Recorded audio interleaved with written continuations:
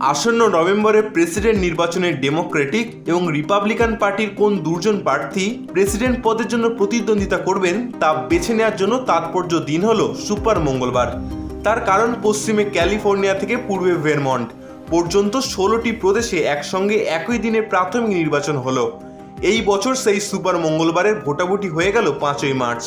সেই সঙ্গে বোঝা গেল প্রেসিডেন্ট নির্বাচনে মুখোমুখি সংঘাতে নামতে চলেছেন বর্তমান প্রেসিডেন্ট জো বাইডেন এবং প্রাক্তন প্রেসিডেন্ট ডোনাল্ড ট্রাম্প। আমেরিকার প্রেসিডেন্ট বাইডেনই ডেমোক্র্যাট দলে প্রার্থী হতে চলেছেন, তাই সুপার মঙ্গলবার এই দলের জন্য ততটা গুরুত্বপূর্ণ নয় যতটা রিপাবলিকান দলের জন্য। সাউথ ক্যারোলাইনা প্রাক্তন গভর্নর নিকি হেলি 5 তারিখের ফলাফলের পরে রিপাবলিকান প্রার্থীর পদের দৌড় থেকে সরে গিয়েছেন। রিপাবলিকানদের পছন্দের তালিকায় প্রথম থেকে এগিয়েছিলেন ডোনাল্ড ট্রাম্প।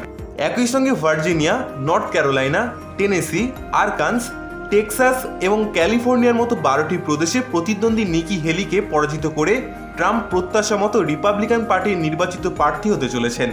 একমাত্র ভেরমন্টে ট্রাম্পকে পরাজিত করেছেন নিকি হেলি। এখনো পর্যন্ত ট্রাম্পের ঝুলিতে রয়েছে 995টি ডেলিগেট। সুপার মঙ্গলবারের ঠিক আগের দিন কোলোরাডো সুপ্রিম কোর্টে কোলোরাডোর নির্বাচনে ট্রাম্পের অংশগ্রহণ করায় নিষেধাজ্ঞা জারি করেছিল। তার কারণ সংবিধানের 14তম সংশোধনী অনুসারে রাষ্ট্রদ্রোহী ইন্ধন যোগানো কোনো ব্যক্তি রাষ্ট্রীয় কোনো পদে নির্বাচিত হতে পারে না। ক্যাপিটাল কাণ্ডের মামলাতেই ট্রাম্পের বিরুদ্ধে এই নির্দেশ। কিন্তু দেশের সুপ্রিম কোর্টের নির্দেশ, স্রেফ একটি প্রদেশে এই বিষয়ে সামগ্রিক সিদ্ধান্ত নিতে পারেন না। অন্যদিকে বাইডেনের প্রত্যাশা মতো সব প্রদেশেই জয়লাভ করেছেন।